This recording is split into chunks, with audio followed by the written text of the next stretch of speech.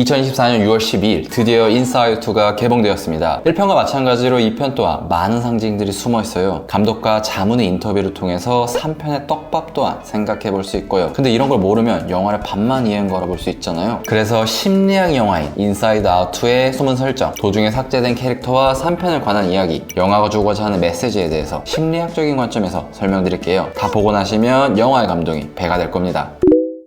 영화 인사이드 아웃2는 사람의 감정에 대해 다뤘기 때문에 심리학적인 고증에 굉장히 많은 신경을 썼다고 해요. 그래서 실제로 심리학자인 데커 켈트너와 리사 다무르가 각본 단계에서부터 자문을 맡았다고 하죠. 그래서 이 두 사람의 연구는 영화에 큰 영향을 주었는데요. 영화 중간에 나온 추억 할머니 기억하시나요? 이 노스텔지아, 향수라는 감정도 켈트너에 의하면 실제로 있는 감정이라고 해요. 지금 보시는 것처럼 켈트너는 감정을 27개로 나누었는데 21번에 노스텔지아가 있는 거 보이시나요? 네, 이게 바로 영화 중간에 나왔던 추억 할머니의 모티브예요. 단순한 캐릭터가 아닌 실제로 우리에게 있는 감정이란 거고요. 하지만 그렇다고 해서 영화는 연구 내용을 그대로 가져다 쓰진 않았거든요. 감독인 캘시만과 각본가인 맥 러포브는 너무 많은 감정 캐릭터가 나오면 영화가 산만해질 수 있다라는 것을 걱정했기 때문이에요. 그래서 이 감정들은 불안해를 제외하고는 하나의 감정이 아닌 여러 감정이 합쳐진 복합 감정으로 만들었어요. 두려움과 놀라움이 합쳐졌던 소심이를 제외하고는 전부 단일 감정이었던 1편의 감정들과는 차이가 있죠. 이게 바로 2편의 감정들의 이해하기가 조금 어려웠던 이유이기도 하고요. 그러니까 이 새로운 감정들에 대해서 조금은 자세히 설명드릴게요.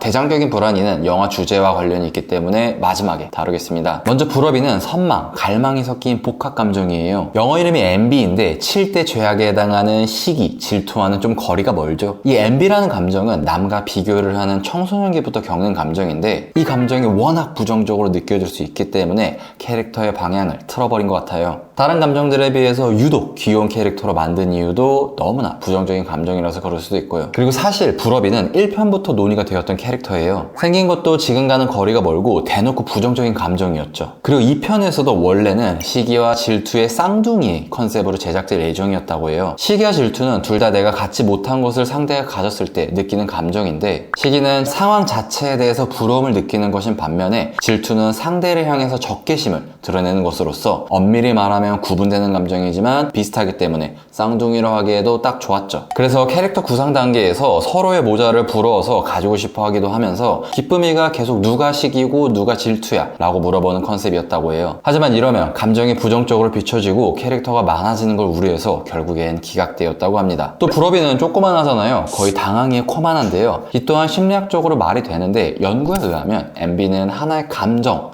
으로 분류하기에는 작은 감정이라고 해요. 켈트너에 의하면 독립적인 감정으로 해석하기에는 미미했다라고 하죠. 그래서 불업이는 다른 감정들에 비해 조그만한 것도 납득이 가요. 캐릭터 디자인적으로도 어린아이가 어른을 부러워한 듯한 느낌을 주기 위해서 조그만하게 위로 올려다보면서 눈이 큰 캐릭터로 만들었다고 하고요. 결론적으로 가장 인기가 많고 귀엽게 생긴 캐릭터지만 말도 많고 탈도 많았던 캐릭터였다라는 거죠. 다음으로 따분이는 지루함 뿐만이 아니라 권태감이 섞인 감정이에요. 이 둘도 비슷하지만 엄밀히 말하면 구분되는 감정인데요. 지루함이라는 것은 어떤 상황에 흥미를 느끼지 못하고 따분해하는 거라면, 권태감이라는 것은 상황에 상관없이 그냥 내가 다 질려버리고 실증이 나버린 걸 의미해요. 왠지 모르게 평소에 맛있게 먹던 음식도 재밌게 하던 일도 만날 때마다 좋았던 사람들도 어느 순간 지긋지긋해진 적 한 번쯤은 있죠. 이런 감정이 바로 권태감이에요. 오래된 연인이 겪는 권태기도 같은 맥락이고요. 그래서 영화에서도 이런 뉘앙스를 살리기 위해서 boredom이 아닌 굳이 ennui라는 프랑스어를 썼어요. 캐릭터 구상에서 코가 굉장히 길거나 영화 내에서도 굉장히 울랄라와 같은 표현을 쓰는 것도 이러한 이유이고요. 실제로 성우도 프랑스인이라고 합니다. 기쁨이가 자꾸 따분이를 보고 위위라고 부르는 것도 한글 번역으로는 따분이가 아니라 따봉이라고 부르는 것도 일부러 꼽주는 게 아니라 프랑스어라서 발음을 잘 못해서 그런 거죠. Am I saying right? Anwar. No. Oh, nicknames. I'm gonna call you Wee Wee.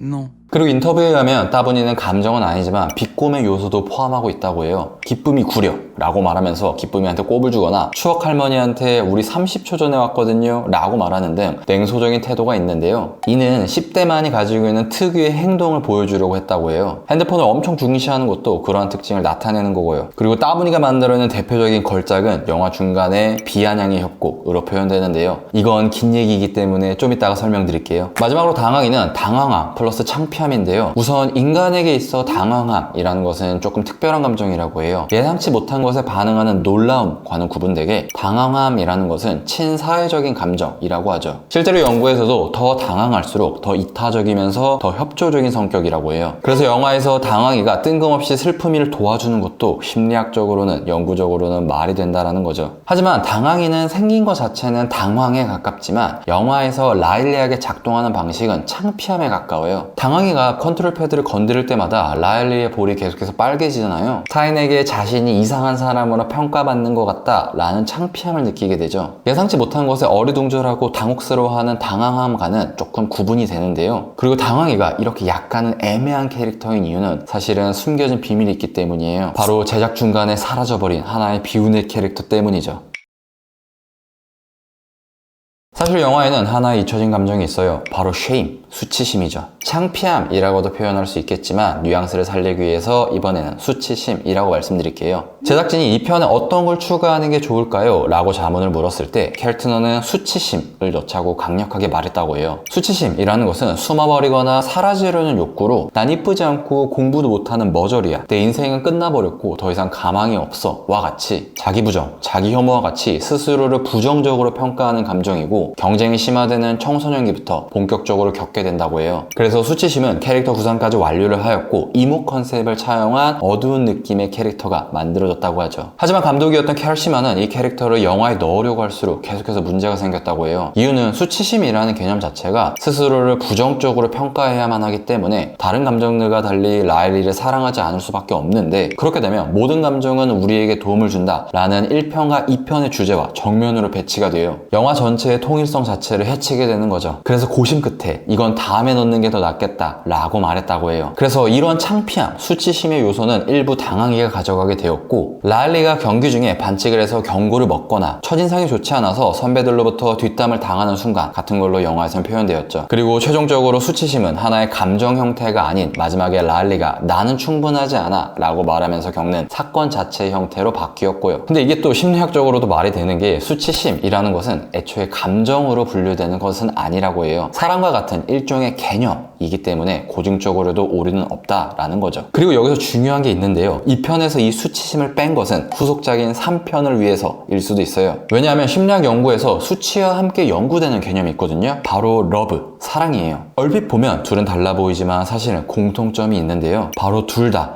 내면의 깊은 가치에 대해서 평가를 내린다 라는 것이에요. 수치심은 자신을 깎아내리면서 스스로를 낮춰서 평가하는 것이라면, 사랑은 상대방을 포함해서 자신을 있는 그대로 평가하는 것이죠. 영화의 핵심 메시지인 난 충분하지 않아, 하지만 그럼에도 불구하고 난 내 자신을 사랑해 라는 것도 수치심을 사랑으로 극복한 것으로서 이 둘은 반대되면서도 비슷한 개념이라는 거죠. 그래서 이 수치심이라는 것을 제대로 다루려면 결국엔 이를 이겨내는 사랑도 다뤄야 하거든요. 근데 그러면 영화 안에 사랑이라는 또 하나의 거대한 이야기가 들어갈 수밖에 없어요. 근데 그러면 주제가 통일이 안 되기 때문에 결국은 빠져버린 것 같아요. 그리고 이 사랑 이야기는 또 한 명의 자문을 맡은 심리학자인 다무르의 이론에서도 의도적으로 배제된 게 보이는데요. 다무르는 청소년기, 특히 사춘기를 겪는 소녀들은 총 7가지의 단계를 겪으면서 어른이 된다고 해요. 이 7단계가 정확히 영화의 전개와 맞물리거든요. 1단계인 어린 시절의 이별은 예전의 자신과는 다르다는 것을 깨닫는 순간으로 1편에서 입던 옷이 더 이상은 맞지 않게 되었고, 2단계인 새로운 그룹의 합류는 가족보단 친구에게 더 헌신하는 단계로 가족섬이 작아지면서 우정섬이 더 커지게 되었고, 3단계인 감정의 강화는 같은 감정도 더 깊게 느끼게 되는 단계로서 감정이들이 살짝만 건드려도 라일리가 폭발하게 되어버렸고, 4단계인 권위에 맞서는 것은 기존의 체제에 호의적이지 않은 단계로서 캠핑을 갈 때 부모님이 하는 말에 심드렁하게 반응하고, 5단계인 미래를 위한 계획은 스스로 자기 진로를 걱정하는 단계로서 고등학교 진학에 관해서 계속 고민하는 모습으로 표현되었죠. 근데 6단계부터는 영화에서 다루지 않았거든요. 그리고 6단계는 바로 로맨스 세계로의 접근이에요. 우선 이 7단계를 감독과 각본가가 모를 리가 없어요. 인터뷰에 의하면 처음 다무르에게 자문을 받을 때 이 7단계의 내용이 있는 Untangled라는 다무르의 저서를 읽어봤다고 얘기를 했거든요. 근데 영화에서는 이상하리 많지 아빠를 제외하고는 남자는 한 명도 나오지 않아요. 벨의 무리에서는 놀랍게도 인종적 다양성을 정확히 구성했는데요. 1편의 스피노프인 라일리의 첫 데이트에 나온 조던도 직접적으로는 나오지 않고, 않고요. 결국 이 모든 정황들을 종합해서 생각해보면 이 편에서는 사랑 이야기를 의도적으로 배제했다라는 것을 알 수 있어요. 자문을 맡은 두 심리학자의 많은 이론을 차용했지만 로맨스와 관련된 부분만 뺀 거죠. 그리고 그 이유는 이 편에서 하나의 이야기에 집중하기 위해서이고 감독도 안 넣는다는 게 아니라 다음에 넣는 게 낫겠다라고 말했듯이 3편에서 자세히 다루기 위해서 남겨둘 가능성이 크고요. 따라서 뇌피셜을 잠깐 해보면 3편은 사랑이 핵심 소재가 될 가능성이 많아요. 랄리가 로맨스의 세계로 들어가면서 겪게 되는 사랑과 수치의 대립구도로 말이죠. 그리고 이런 이야기는 우리한테 기쁜 이야기가 될 수 있는데요. 왜냐하면 사랑이라는 개념은 감정 분류에서는 기쁨에 들어가는 특성이거든요. 비록 2편에서는 기쁨이의 역할이 줄어들면서 눈물도 흘리고 고생도 많이 했지만 3편의 주제가 만약에 사랑이라면 기쁨이가 다시 활약할 수밖에 없어요. 다시 기쁨이의 쇼타임이 될 수 있다라는 거죠. 2편에서 버럭이가 파우치를 얻은 것처럼 3편에선 기쁨이가 사랑이를 얻는 듯한 전개도 생각해 볼 수 있다라는 거죠. 그리고 사실 사랑은 애초에 1편부터 논의가 되었어요. 초기 컨셉 아트도 존재했고요. 제작진도 생각하지 않고 있는 것은 아니다라는 거죠. 물론 오피셜은 아니기 때문에 재미로만 봐주시면 감사하겠습니다.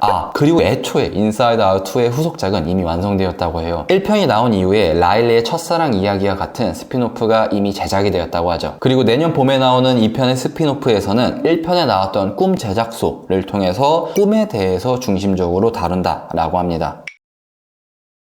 전작인 2편도 1편과 마찬가지로 곳곳에 심리학적인 디테일이 숨어 있는데요. 근데 이게 아는 사람은 아는 거라서 잘 안 보일 수도 있어요. 그래서 조금은 자세히 짚어줄게요. 초반에 까칠이가 친구의 표정을 분석하는 장면 기억하시죠? 이 장면이 바로 미세 표정의 해석에 해당하는 부분이에요. 까칠이가 눈썹 사이를 타겟으로 잡은 것도 미세 표정 연구에서 이 부분이 중요해서 그래요. 참고로 애니메이션 얼굴도 안면 표정 분석이 가능합니다. 어떻게 아냐고요? 제가 직접 해봤거든요. 프로그램 가지고. 그리고 친구가 라일리의 표정을 분석하는 것은 놀람에서 분노로 넘어가는 것인데요. 이전의 표정은 눈이 커졌기 때문에 놀라움의 표정이라고 볼 수 있고 이후의 얼굴은 눈이 작아지고 눈꺼풀이 쪼여지는 분노의 표정으로 볼 수 있습니다. 친구가 자기에게 숨긴 이야기가 있다는 것을 알아차리고 라일리가 순간적으로 놀란 다음에 화가 난 거죠. 이 장면은 1편의 자문을 맡은 폴 에크만에 대한 샤라웃으로 볼 수 있는데 왜냐하면 폴 에크만의 주 연구 분야가 미세 표정이었거든요. 또 영화 중간에 비아냥의 협곡 기억하시나요? 라일리가 벨 무리와 대화를 하다가 막히자 따분이가 만들어버렸는데요. 그때부터 라일리가 자신이 좋아하는 것들을 다 비꼬면서 얘기를 하게 돼요. 이 비아냥의 협곡이라는 것은 하나의 비유적인 표현이거든요. 영화 속에서 감정이들이 세포들한테 도와달라고 말할 때 같은 말이라도 비아냥의 협곡을 지나면 나쁜 의미로 말한 게 아닌데도 왠지 모르게 비꼬는 것 같고 기분 나쁘게 들리잖아요. Boy, are we so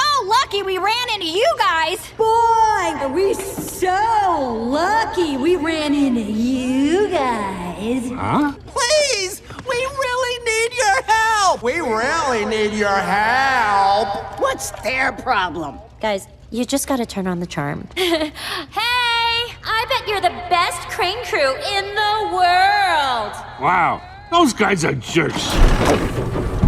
Wow, those guys are jerks. 이처럼 켈트너는 10대 청소년들만이 가진 특유의 말투가 있다고 해요. 청소년들은 아무 생각 없이 말하는 건데 어른들이 보기에는 왜 저렇게 기분 나쁘게 말하지? 라고 느끼는 게 있다는 거죠. 이런 의사소통의 방식의 차이를 나타낸 것이 비아냥의 협곡인 거고요. 그리고 이 비아냥의 협곡이 협곡인 것도 일종의 말장난인데요. 이게 영어 원문으로는 sarcasm인데 이 chasm이란 갈라진 틈이나 큰 격차를 나타낸다고 해요. 그리고 sarcasm은 빈정됨, 비꼼을 의미하고요. 그래서 영화에서 절벽의 형태인 협곡 의 모양을 하고 있는 거고 까칠이가 Sarcasm? Really? 라고 한 거죠. 청소년들이 비꼬면서 말하는 갈라진 틈이라는 것을 물리적으로 재치있게 표현한 거고요. 원래 픽사는 이런 말장난을 되게 좋아해요. 후반부에 나오는 아이디어 폭풍도 번역은 브레인스톰인데 이게 원래 비유적인 표현인데 영화에서는 진짜 폭풍으로 표현한 것도 다 말장난 때문이라는 거죠. Wow, those guys are jerks. 또 1편의 감정들과 2편의 감정들 간의 케미도 존재하는데요. 슬픔이는 당황이, 까칠이는 불업이, 소심이는 불안이, 버럭이는 따분이와 관련이 있죠. 슬픔이가 당황이를 처음 본 순간부터 호의를 느끼잖아요. 다른 감정들이 왔을 때 약간 언짢아하는 표정을 보였는데 이상하게 당황이를 봤을 때는 되게 좋아하는 표정을 보였어요. 또 영화에서는 당황이가 갑자기 슬픔이를 도와주고요. 이게 좀 뜬금없어 보일 수 있겠지만 사실 이유가 있어요. 연구에 의하면 창피함을 극복하는 감정이 슬픔이기 때문이거든요. 우리가 크게 당황해버리면 울어버리는 것도 그 이유이고 제대로 울고 난 뒤에 창피함이 뒤늦게 몰려오는 것도 그 이유가 되는 거죠. 즉 영화에서처럼 실제로 두 감정은 관련이 있다 라는 거죠. 그리고 소심이와 불안이도 관련성이 있는데, 두려움은 실제적 위협 대상이 눈앞에 있을 때 느끼는 감정이고, 불안은 실제적 위협 대상이 눈앞에 없을 때 느끼는 감정으로서 둘 다 위기에 대응하는 감정이에요. 그래서 이 둘은 생긴 거에서도 유사성이 있는데, 일단 눈썹 모양이 똑같아요. 그리고 소심이는 세로로 길고 불안이는 가로로 길죠. 소심이가 낙하산을 가지고 친구들을 구하는 장면이 있잖아요. 근데 이게 엄밀히 말하면 고정 오류입니다. 낙하산을 미리 준비하는 것은 먼 미래의 위협에 대해서 미리 대비하는 건데, 이건 불안이의 영역입니다. 또 영화 중간에 소심이가 은연중에 계속 불안이를 짝사랑한 듯한 모습이 보이는데요. 불안이를 처음 볼 때 소심이가 우리들은 잘 맞을 것 같은데 라고 말하거나, 불안이라면 방법을 알았을 텐데 라면서 기쁨이한테 꼽을 주거나, How dare you, madam? 라면서 더 배신감을 느껴 하거나, 내가 불안이를 만나면 걔를 바꿔놓을 수 있을 것 같아 라고 말하기도 하죠. 근데 이상하게 불안이는 소심이한테 되게 관심이 없어 보여요. 되게 짝사랑처럼 느껴지고요. 불쌍하게도요. 그리고 이 둘이 이렇게 비슷한 것도 사실은 비하인드가 있는데요. 사실 1편이 원래는 기쁨이야 슬픔이가 아닌 기쁨이야 소심이의 대립구도였거든요. 실제로도 기쁨에 대립되는 감정은 두려움이거든요. 근데 그러면 영화가 너무 무거워질까봐 1편 제작 과정에서 결국에는 각본을 변경했다고 해요. 그리고 2편에서는 불안이를 통해서 이것을 제대로 구현한 거죠. 그리고 까칠이와 부러비는 둘 다 아름다움을 추구하는데, 정확히는 이쁜 까칠이를 부러비가 선망하는 느낌이에요. 까칠이가 언니, 부러비가 동생인 느낌인데, 그래서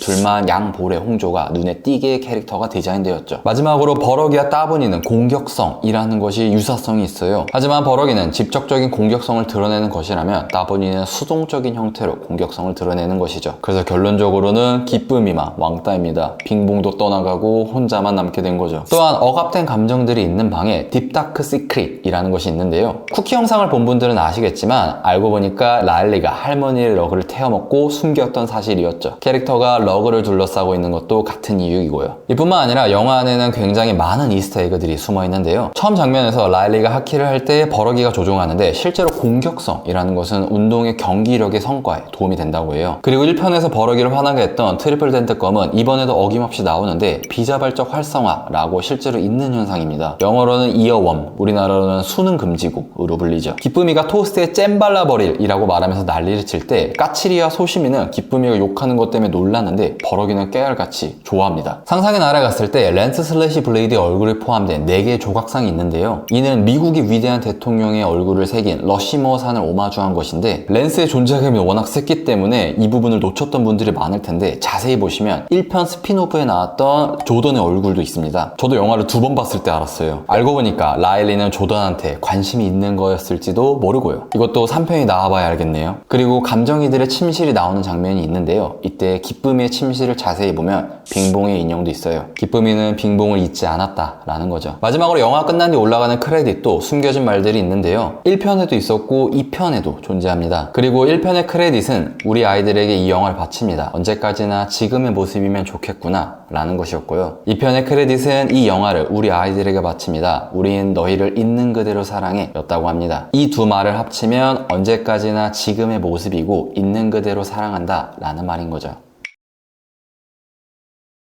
인사이드 아웃2의 핵심 소재는 청소년기예요. 영화를 보면서 다들 자신의 10대 시절을 떠올렸을 텐데요. 우리는 청소년기부터 호르몬 변화, 인지적 발달을 겪으면서 많은 감정의 변화를 겪게 되는데, 대표적으로는 자신만 뒤처지고 소외되어 있다고 느끼거나, 상대적으로 행복도가 줄어들고 기쁨을 잘 느끼지 못하게 된다고 해요. 기쁨이가 불안이를 멈출 수 없고 그게 어른이 되는 건가 봐 라고 말하는 것처럼, 불안은 늘어나고 행복은 줄어드는 시기라는 거죠. 그리고 우리가 불안을 멈출 수 없는 이유는 현재가 아닌 과거와 미래의 감정을 귀속시키기 때문인데요. 연구에 의하면 초등학생 때까지는 현재 참여하고 있는 활동에 민감하게 반응을 한다면, 중고등학교 이후부터는 과거와 미래 사건에 대해서 더 민감하게 반응한다고 해요. 현재가 아닌 미래를 준비하는 시기로 넘어가게 되면서 지금의 내가 아닌 어른이 될 나를 위해서 살게 된다라는 거죠. 내가 누군지가 아닌 어떤 사람이 돼야 하는지가 중요하다라는 불안의 말처럼요. 그리고 그때부터 우리는 성공을 하기 위해서 불편한 생각, 느낌, 기억들을 우리 의식 속에서 멀리 밀어내게 되는데, 이런 것을 억눌린 감정들이라고 해요. 영화에서는 기본 감정들이 통 속에 갇히는 것으로 표현했고요. 실제로는 감정을 억누르게 되면서 탄수화물 포함한 음식을 과식하거나 볼 게 없어도 계속 TV나 유튜브를 보는 등 의미 없는 산만한 행동을 한다고 하죠. 또 이와 동시에 우리는 불안과 급속도로 친해진다고 하는데요. 비록 불안은 미래 위협에 대비할 수 있게 해줄 뿐만 아니라 행동의 변화를 이끌 만큼 강력하고 근원적인 감정이라서 우리에게 가치 있고 없어서는 안 될 소중한 감정이지만, 불안이가 감정 컨트롤 본부를 지휘하게 된 이후부터 라일리는 사실은 미네소타 출신이지만 미시간이라고 불려도 말도 못하고 좋아하는 밴드인 게더뱅 글로우를 싫어한 척 해야 되고 더 이상 하키는 놀이가 아닌 스포츠가 되어버렸고 골판지 맛이 나는 초코바를 먹으면서도 좋아하는 척을 해야 하는 등 다른 사람들한테 잘 보이기 위해서 내가 아닌 나의 모습을 연기하게 되고 미래를 위해서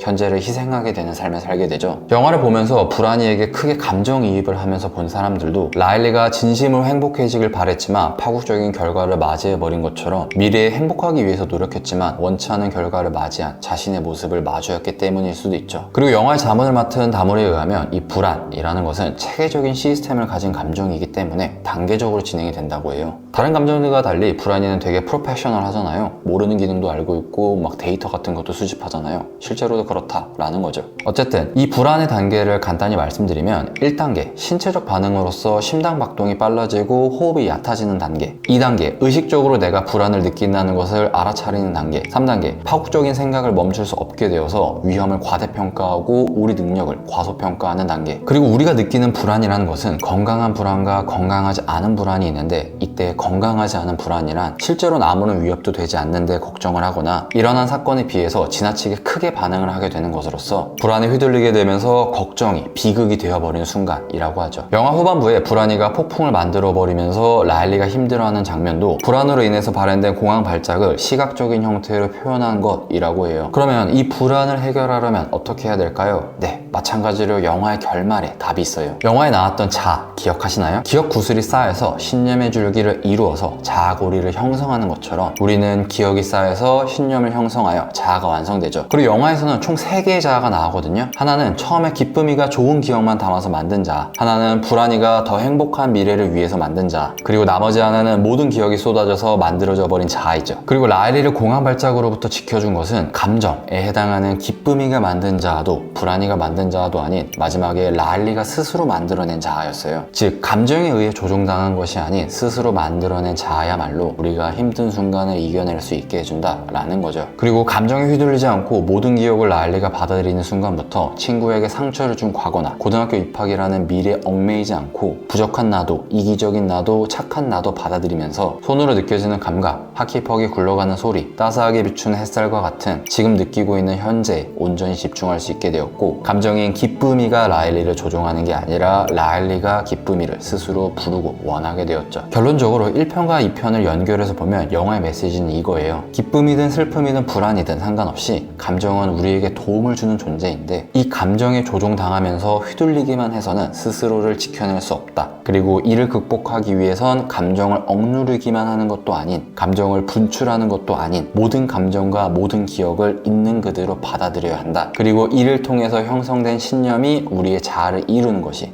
바로 건강한 것이다 라는 것이죠. 라일리가 더 이상 미시간이 아닌 미네소타로 불리고 입학 결과에 상관없이 웃을 수 있는 것처럼요. 그리고 감정에 휘둘리지 않고 스스로 의연하게 행동하는 것을 배우는 것, 그 과정을 우리는 바로 어른이 되어간다 라고 합니다.